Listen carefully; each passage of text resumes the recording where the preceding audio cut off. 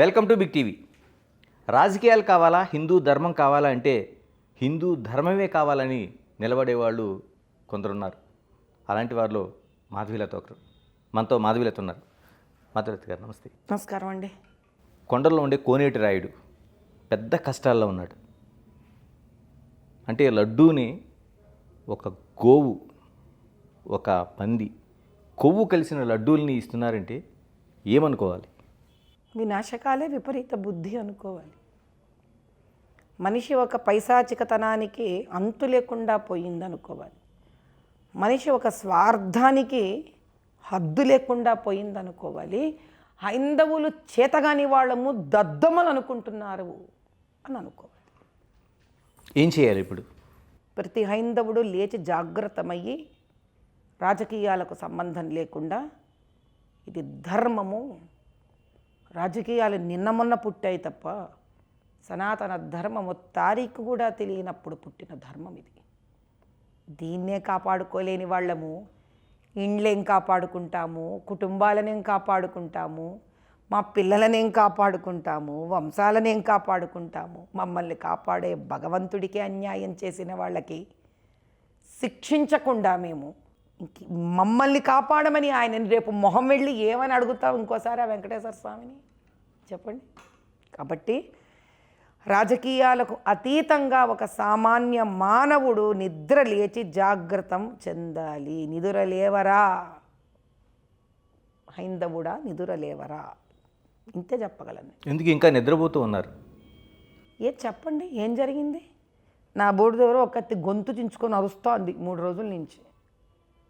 చెప్పాను చెప్పాడు ఇలా కల్తీ అయ్యింది అని. తిరుపతిలో అలజడి లేదు. ఏ పట్టణంలోనూ ఏ హిందువుడు బయటకు వచ్చి అలజడి చేయట్లేదు. నాకు అర్థం కావట్లేదు అసలు. నాకే ఆశ్చర్యంగా ఉంది. ఏమిటి అంత ఇలా స్తంభించేందుకుంది? ఎందుకు ఎవడు జాగృతం కావట్లేదు? ఎందుకు బాధ వేయట్లేదు? ఎందుకు కోపం రావట్లేదు? మీడియా అనే ఒక సంస్థ తపనబడి తిరుగుతున్నారు మీరందరూ. మాట్లాడండి అమ్మా, మాట్లాడండి అయ్యా దీని గురించి అని. తెలంగాణలో ఎంతమంది మాట్లాడారు? ఏది తీయండి నిజానిజాలు బయటికి. ఇప్పుడు ఈ కలుషితమైన లడ్డు ఎందుకింతటి వార్త బయటికి వచ్చింది? ఇలా కల్తీ చేశారు అని ఒక వార్త వస్తే చేశారులే అని అనుకుంటున్నారా అందరు హిందువులు? చేశారు ఇంకేం చేసుకోగలము అనుకుంటున్నారా? నాకు అర్థం కావట్లా. నా వరకు నేను దీన్ని వదిలిపెట్టకూడదని నిర్ణయించుకున్నాను. ఏం చేయదలుచుకున్నారు? దీనికి నాకు తోచింది ఒక 2-3 రోజులలో ఒక 101 మంది మేము కలిసి కాషాయ వస్త్రధారణ చేసి హైందవ ప్రాయశ్చిత్త తిరుమల ప్రయాణం చేయదలుచుకున్నాను. హైందవ ప్రాయశ్చిత్త తిరుమల ప్రయాణం. మేమందరము ఓ 101 మంది యువకులను చేర్చి, ఎందుకంటే ఆ తరానికే నేను ఒక సందేశాన్ని ఇవ్వాల్సిన బాధ్యత నాకుంది. ఇప్పుడు ఆయన దగ్గరికి పెళ్ళవ్వాలని వెళతాం. పెళ్ళి కుదిరితే నాయన నీ దగ్గర వచ్చి పెళ్లి చేస్తామని అడుగుతాం. తిరుమల కొండ మీద పెళ్ళి చేసుకుంటారు, పిల్లలు పుట్టాలని అడుగుతాం. వ్యాపారం పాడవకూడదని అడుగుతాం. పాడితే బాగు చేయమని అడుగుతాం. లావాదేవీలు ఉంటే అడుగుతాం. అన్నిటికీ వాడతామే ఆయనని. అలాంటి శ్రీవారికే అంత భయంకరమైన లడ్లు పెట్టారు. ఆ బాధ కన్నా ఆయన్ని వెళ్ళి ఒక్కసారి దర్శించాలిగా, ఆయననే కోరాలి కదా. ఆయన ఈ అన్యాయం ఏంటో బయటికి తీసుకురా తండ్రి. ఎందుకు ఈ అన్యాయాన్ని బయటికి తీసుకొని వచ్చి దుర్మార్గులను శిక్షించేది నిజమైతే అని మన కోరికలతో పాటు ఇది ఒక కోరిక కిందే మనం భావించి వెళ్ళి ఆయనను ప్రాధాన్యపడాలిగా. జీవిత పర్యంతం మొత్తంలో అయ్యో ఆయనకి ఇటువంటి లడ్డూ పెట్టినప్పుడు ఈ లడ్డు అన్యాయం కదా, స్వామివారికి శ్రీవారికి ఇలాంటి లడ్లు ఇవ్వకూడదు కదా, ఇలాంటి అన్యాయం అక్కడ జరిగింది కాబట్టి ఆయనను ప్రాధేయపడి జాగృతం అవ్వవయ్యా, నరసింహావతారం ఎత్తవయ్యా అని అడిగే హిందువుకి బాధ్యత ఉందిగా. ఒక ప్రాయశ్చిత్తంగా వెళ్ళాలిగా అక్కడికి మనం. అంటే ప్రాయశ్చిత్తమేనా, విజ్ఞాపన లాంటిది ఏమైనా ఇస్తారా స్వామివారికి? హుండీలో వేస్తాను నేను. అయ్యా అపర ఉగ్ర నరసింహావతారాన్ని ఎత్తు నీవు, ఎంతకాలం ఈ హైందవ హింస మేము భరించాలి, న్యాయాన్ని కలగజే ఇవ్వు మాకు. ఆ దుర్మార్గులు ఎంతమంది ఉన్నారో కఠోరమైన శిక్షను వాళ్ళు గురి కావాలి. నా భూతో నా భవిష్యత్తు లాంటి కఠోర శిక్షను వాళ్ళు భరించాలి, వాళ్ళకి రావాలి, వాళ్ళ బయట పడాలి అని కోరాలా కనీసం? స్వార్థపూరితమైన కోరికలతో పాటు హైందవ ధర్మ సంస్థాపనకు కావాల్సిన ఒక్క కోరిక కోరడానికన్నా తిరుమల వెళ్ళాలిగా. నేను వెళ్తున్నా. అంటే నిజంగా ఆ ఏడుకొండలవాడు శిక్షిస్తాడంటారా? గతంలో జరిగిన ఏమైనా శిక్షించేది? వెంకటేశ్వర స్వామి కలియుగ దైవం, కానీ హైందవ ధర్మంలో భగవంతుడికి విపరీతమైన సహనం ఉంటుంది. ఓకే. 7 కొండలను రకరకాలుగా వీళ్ళు కబ్జాలు చేయడం ఎంతో రాజకీయ నాయకులు ప్రయత్నం చేశారు. వేణుగోపాలస్వామి మందిరం ట్యాంకులలో బ్యాప్టిజంలు చేశారు. ఆకాశరాజు మొదలుకొని ఆఖరి మహారాజు వరకు అర్పించిన మణులు, మాణిక్యాలు, వజ్రాలు, వైడూర్యాలు, కిరీటాలు, నగలు, మూర్తులు, విగ్రహాలను అమ్ముకొని తిన్నారు ఎంతోమంది. ఉండి డబ్బులు కూడా గుటకాయ స్వాహ చేస్తూనే ఉన్నారు.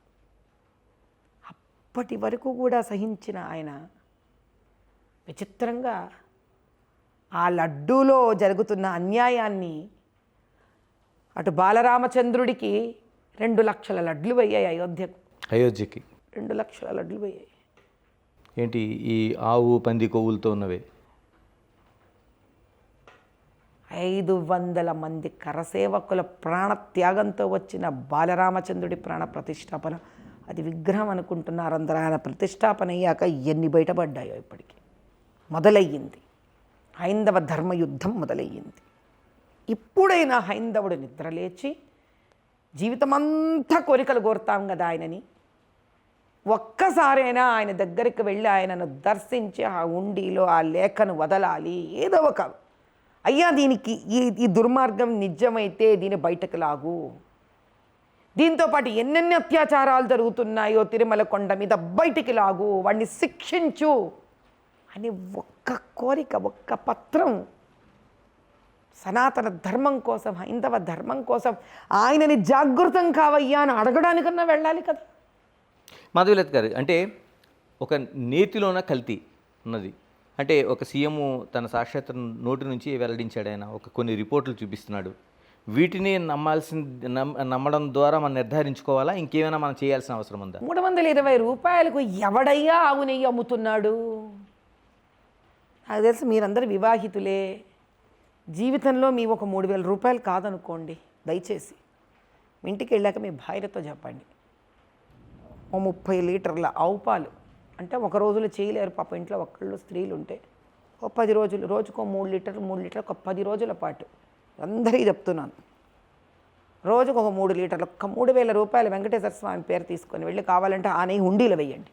ఆ ఆవు నెయ్యి తీసుకెళ్ళి హుండీలో వేయండి అయ్యా. ఇంట్లో వెన్నపూస తయారు చేసి స్వచ్ఛమైన ఆవుతో 1 కిలో నెయ్యి చేసి అప్పుడు మీరు చెప్పండి మీకు ఎంత ఖర్చు వస్తుందో. వేరే ఏమీ మీకు ప్రూఫ్స్ అక్కర్లే, సాక్ష్యాలు వేరే ఏమీ అక్కర్లే. 320 రూపాయలకు వీళ్ళకి ఎలా ఆవు నెయ్యి వచ్చింది? ఎలా వచ్చింది వీళ్ళకి? అంటే ఎంత హోల్సేల్గా కొన్నా ఆవుకి ఇంత పాడి అనేది ఉంటుందండ్రి. మా లెక్కలన్నీ కట్టుకున్నావనుకో, పోనీ 3000 మనకి పడుతుంది, 1500 కన్నా వాళ్ళకి పడాలా? బేసిక్ లాజిక్గా జీవితంలో 50% కన్నా తగ్గి పడదుగా. పాలు 50 రూపాయలు లీటర్కి అయితే రాదు కదా నాన్న. ఒక రోజు ఆవు తినే మేతనే 50 రూపాయలు, 50 నుంచి 100 రూపాయలు ఖర్చు అవుతుంది. అందుకే పోయి తగ్గించేసుకో, 50 రూపాయలు పెట్టుకో. కాబట్టి ఏమి చేసినా కూడా 320 రూపాయలకు రాదు. అది ఫస్ట్ జస్టిఫై అవ్వాలి కదా. అంటే మేము తిరుమల తిరుపతి దేవస్థానంలో ఎంత తక్కువకు వస్తే అంత ఆదాయం మిగల్చడం కోసం చేసాం తప్ప, ఇందులో రాజకీయమైన ఆరోపణలు తప్ప ఇదంతా నిజం కాదు నెయ్యి కొనుగోలు అని మాజీ ముఖ్యమంత్రి జగన్మోహన్ రెడ్డి చెప్తా ఉన్నారు. నాయనా నేను చెప్పొచ్చేది ఒకటే, ఎవరికి ఏ కారణాలైనా ఉండని, దాంతో నాకు సంబంధం లేదు. అది రాజకీయ సమాధానమా, రాజకీయం కాని సమాధానమా, నాకు దీంతో ప్రసక్తి లేదు. నాకే కదే హైందవుడికి దీంతో సంబంధం లేదు. ఇది తేలాలి. అంటే ఆయన అంతే ఇంత దూరం వచ్చాక ఇది తేలాలి కదమ్మా. అంటే ఆయన అంతే పడింది అంటున్నారు. 320 రూపాయలకి మేము సరసమైన ధర కొన్నాం అంటున్నారు. ఆ కొన్నవాడిని పట్టుకురమ్మనండి అయ్యా, వాడితో నెయ్యి కాపించండి మన ఎదురుగుండా. హ్మ్. ఆ వెండార్ని తీసుకురండి. మీరు ఓ పని చేయండి, మీ స్టూడియోలో 2 పొయ్యిలు ఏర్పాటు చేయండి, 2 మిక్సీలు ఏర్పాటు చేయండి, మీరే ఆవు పాలు తీసుకురండి. ఓకేనా? ఆ వెండార్ని నన్ను పెట్టండి, ఇద్దరం ప్రయత్నిద్దాం. కిలో నెయ్యి మీరే తూకం చేయండి, తేల్చేద్దాంగా. 320 రూపాయలకు నెయ్యే వస్తుంటే మరి పాపం చాలామంది కొనుక్కోవడం ఎందుకు ఎక్కువ ఖరీదు పెట్టి? తేల్చేద్దాం దాన్ని. ఎలాంటి డిమాండ్ చేస్తారు? ఇప్పుడు మీరు సిబిఐ డిమాండ్ కూడా చేసినట్టున్నారు, ఇప్పటికి ఆల్రెడీ నడుస్తూ ఉంది. ఎంతకాలం అంటే ఇదేం తాసానం ఫస్ట్ ఒకటి నాయన, ముందు ఇంతటి అత్యాచారము అన్యాయం జరిగినందుకు భగవంతుడు ఉన్నాడని నమ్ముతున్నాం కాబట్టి ఆయన దగ్గరికి వెళుతున్నాం కాబట్టి ముందు ఆయన దర్బారులో వినతి పత్రం వేయదలుచుకున్నాను నేను. వేసిన తర్వాత తిరుమల మీద నుంచి ఎంతమంది నన్ను చేరుతారో చేరండి. నేను శ్రీవారి మెట్లు ఎక్కబోతున్నాను. బహుశా 26కు ఎప్పుడో డిసైడ్ అవుతాను మా ప్రోగ్రామ్, 25కో. మేము మళ్ళీ మా ఇన్స్టాగ్రామ్, ట్విట్టర్స్, ఫేస్బుక్లలో రిలీజ్ చేస్తాను నేను. ఎంతమంది నన్ను చేరుతారో చేరండి ఈ ఉద్యమంలో. అక్కడి నుంచే ప్రధానమంత్రి గారికి, అమిత్ షా గారికి ట్వీట్ చేస్తాం అందరం. దీనికి ఒక హ్యాష్ట్యాగ్ కూడా తయారు చేస్తాం, మిస్డ్ కాల్ ఫోన్ నెంబర్ కూడా తయారు చేస్తాం. ఏదైనా మొదలు పెట్టందే మొదలు అవ్వదు నాయన. నేను మొదలు పెట్టదలుచుకున్నాను. ఆ తర్వాత ప్రతి హిందువుడు వాడిష్టం. అంటే తిరుమల తిరుపతి దేవస్థానంలోన అన్యమతస్థులు సంబంధించిన ఆ రిక్రూట్మెంట్లు ఏంటి? అసలు అది చాలా వరకు బోర్డులోనే ఉన్నాయని పెద్ద గందరగోళం చాలా కాలంగా కొనసాగుతుంది. మీరేమంటారు? అది నిజమేగా. మతం మార్పిడి చెందిన వాళ్ళని తీసుకొచ్చి గొడ్డిపోయింది ఏమిటి నాయనా ప్రపంచం? గొడ్డిపోయిందా ప్రపంచము? హిందువులు ఎవరు లేరేంటి ఎక్కడ? మంచి మంచి వాళ్ళు ఉన్నారు, బ్యూరోక్రాట్స్. రోజు పొద్దున్న లేచి అనుష్ఠానం చేసుకుని ఆఫీస్కి వెళ్ళే బ్యూరోక్రాట్స్ ఉన్నారు. అందరినీ తీసి పక్కన పెట్టి ఆడింది ఆట, పాడింది పాటలా చేశారు. అయినా అవన్నీ మత మార్పిళ్ళు చేసిన లడ్డూ విషయానికి వచ్చేసరికి there has to be a very serious third party investigation అంటున్నాను. There has to be a third party investigation. వాళ్ళు ఏదో చేస్తారంటే కష్టం. బయటికి రావాల్సిందే, వేరే ఇన్స్టిట్యూషన్ వచ్చి దీన్ని థర్డ్ పార్టీ ఇన్వెస్టిగేట్ చేయాలి. అంటే ఇప్పుడు ఎన్డీడీబీ ఆల్రెడీ చేసింది, నేషనల్ డైరీ డెవలప్మెంట్ బోర్డు వాళ్ళు ఒక సర్టిఫికేషన్ చేశారు. వాళ్ళు దేశంలోనే ఒక అత్యున్నతమైన సంస్థ అది. ఇంకా కావాలంటారు? ఎప్పుడు చేశారు వాళ్ళు? పూర్వం చేశారా, ఇప్పుడు చేశారా? ఓకే. ఇప్పుడు చేసిన దానికి ఇప్పుడుది బయటపడుతుంది, కానీ పూర్వంది ఎట్లా బయటపడుతుంది? సో ఏ శాంపుల్ మీదైతే ఇది జరగబడిందో అక్కడి నుంచి ఇన్వెస్టిగేషన్ స్టార్ట్ అవ్వాలి ఫస్ట్. సెకండ్, 320 రూపీస్కి ఏ మెటీరియల్ అయితే వీళ్ళకి వస్తుందో ఆ మొత్తం వాళ్ళ పర్చేజెస్ అన్నీ చెక్ చేయాలి. ఆ వెండార్స్ది, ఆ సప్లయర్స్ది. 320 రూపీస్కి వాళ్ళు ఏ రకంగా చేస్తున్నారు వ్యాపారము. వాడు ఇన్వాయిస్లు ఉంటాయి కదా, వాడు ఎక్కడి నుంచి ఏమేమి కొంటున్నాడు. 320కి వాడి బ్యాలెన్స్ షీట్లు తెలుస్తాయా, వాడి లాభ నష్టాలు తెలుస్తాయా? So this has to go in a very professional way. అంటే చాలామంది భక్తులు ఆ వెంకటేశ్వరుడు ఖచ్చితంగా శిక్షిస్తాడు, మనం ఏం చేయక్కర్లేదు, ఆ స్వామి అడగండి, చూసుకుంటాడు. అమ్మాయినా పెట్టదయ్యా. మరి అన్నీ చూసేవాడికి అయితే వెంకటేశ్వర స్వామిని వెళ్ళేందుకు కోరికలు కోరుకుంటున్నావు? అంటే తన సన్నిధిలో జరిగిన అన్యాయానికి ఆయనే చూసుకుంటాడు అనేది వాళ్ళు అచంచలమైన విశ్వాసం వాళ్ళందరికీ. ఇది విశ్వాసం కాదు, ఇది బద్ధకం. దీని విశ్వాసం అన్నారు నాయన, దీన్ని బద్ధకం అంటారు. అట్లా అంటే దేవుడు సర్వాంతర్యామి. పోకండి తిరుపతికి, ఇంట్లో కూర్చొని అడగండి. ఇంకా నెక్స్ట్ లెవెల్ వెళదాం. అంటే మన కోరికలకు దేవుడు ఉంటాడు, కానీ దేవుడి ముందు కూడా ఒక సమస్య వస్తే కనుక దేవుడే చూసేసుకుంటాడు. ఏం స్వార్థపరులయ్యా నిజంగా. కాదు మాధవీలత గారు, ఇప్పుడు నిజంగానే దేవుడి సన్నిలో ఇంత అఘాయిత్యం జరిగిన తర్వాత నిజంగా పాపము పుణ్యం అనేది ఉంటుంది కదా, నిజంగా వాళ్ళకి ఏమైనా శిక్షలు ఉంటాయా? వెయిట్ చేయండి. ఎంత కుండ నిండితే ఇది బయటకు వచ్చిందో ఎవరికి తెలుసు. ఎవరి వల్ల బయటికి వచ్చిందనేది ఒక ఎత్తు అయితే ఆ పాపం ఎంత పండి బయటికి వచ్చిందో ఎవరికి తెలుసు. ఇలా దేవుణ్ణి అడ్డం పెట్టుకొని రకరకాల విధవ పనులు చేసిన వాళ్ళు చాలామందికి చాలా బయటికి వచ్చాయి, నా రోజులు ఉన్నాయి, వచ్చాయి. The game has just begun. భగవంతుడి లీల ఆట మొదలైంది. కానీ భగవంతుడంటే ఎవరో కాదు, అంటే మనంటే భగవంతుడు. ఎన్నికలకు ముందే ప్రారంభమైందా? అది మనకెలా తెలుస్తుంది? మన దగ్గరే డేట్లు ఉంటే ఇక భగవంతుడు ఎందుకు ఆయన? ఆ డేట్లు ఆయన దగ్గర ఉన్నాయి. ఓకే. కానీ అంతటి భగవంతుడు కూడా శక్తివంతుడు భక్తుల వల్ల అవుతాడు. కాబట్టి మనం అందరం వెళ్ళి అనంత కోటి హైందవ భక్తులందరూ తిరుపతికి వెళ్ళి ఆయననక్కడ కనుక ఆయన కోసం అయ్యా ఈ అన్యాయాన్ని నిర్మూలించు అని కోరికను కోరి మనం నిస్వార్థంగా వినతి పత్రం పెట్టినప్పుడు దీనికి కొన్ని రెట్ల శక్తి తయారవుతుంది అక్కడ. ఆ భక్తుల శక్తితోటి ఆయన విజృంభిస్తాడు. ఇంతవరకు వచ్చాడు ఆయన, ఇంకా విజృంభిస్తాడు. ఆంజనేయ స్వామిని ఎందుకు దండకం చదువుతారు? దాటవయ్యా శాంతంగా ఉన్నాడు ఆయన. నరసింహస్వామికి ప్రహ్లాదుడికి అంత జరిగితే నరసింహావతారం జరిగింది ఆయనది. కాబట్టి ప్రాధేయపడాలి మనం పరమేశ్వరుని, మన కోసం కాదు, సనాతన హైందవ ధర్మ సంరక్షణగా ఆయనను పోయి కోరాలి. ఒక్కసారైనా నా ఒక్క ఇంటి స్వార్థాన్ని దాటి, ఎందుకంటే ఆ సనాతన హైందవ ధర్మం ఉంటేనే నేను ఉన్నాను, అది లేకపోతే నేను లేను. పరివారాలు లేవు, దేవుళ్ళు లేరు, దేవాలయాలు లేవు, పండగలు లేవు, ఆచార వ్యవహారాలు లేవు, ఏవీ లేవు, పెళ్ళిళ్ళు లేవు, నామకరణాలు లేవు, ఏమీ లేవు, నీలాలు ఇవ్వడం లేదు, ఏమీ లేదే. అటువంటి పరమేశ్వరుడు శ్రీవారు ఒక్కసారన్నా ఆయనని వెళ్ళి నా ఇంటి కాదు నాయన, నా ఇల్లు కూడా ఒక భాగమైన సనాతన ధర్మాన్ని కాపాడు తండ్రి అని ఒక్కసారైన హైందవ ధర్మం కోసం ప్రతి హైందవుడు తిరుపతికి బయలుదేరవలసింది. నా ధర్మంగా నాకు తోచింది, ఇది ప్రాయశ్చిత్తం కింద నేను వెళుతున్నాను, చెప్పేది చెప్తున్నాను, ఆ తర్వాత వాటి ఇష్టం. మాధుర్యతి గారు, మరో అంశం కీలకంగా, ఒక కొరియోగ్రాఫర్ జానీ మాస్టర్ ఇష్యూలోన ఒక అమ్మాయి ముందుకు వచ్చింది, కాస్టింగ్ కౌచ్ జరిగిందంది, తనకు అత్యాచారం జరిగిందంది, ఒక లేత వయసులో తను ఒక బలైపోయానని చెప్తా ఉంది. ఏ విధంగా చూడాల్సిన అవసరం ఉంది సినిమా ఇండస్ట్రీలో?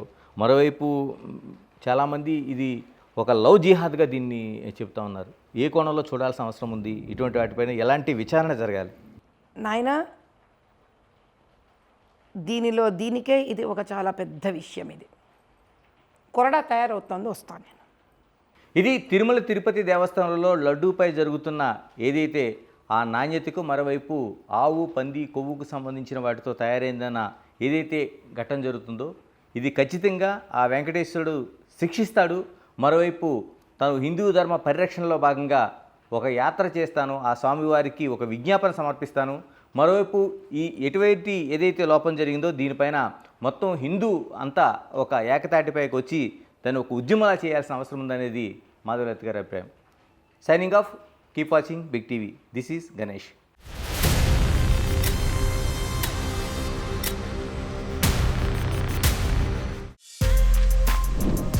For more videos like this, subscribe Big TV channel.